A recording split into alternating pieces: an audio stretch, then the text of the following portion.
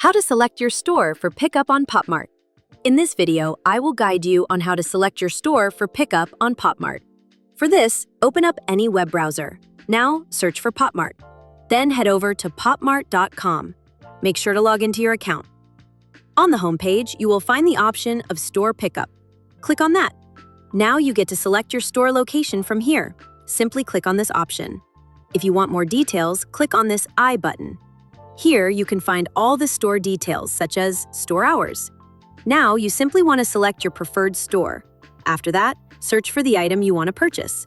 Then, click on that. Now you can also see the store pickup policy from here. After that, click on Add to Bag option. Now click on the bag icon at the top. Select Store Pickup. Now, select the items that you want to check out.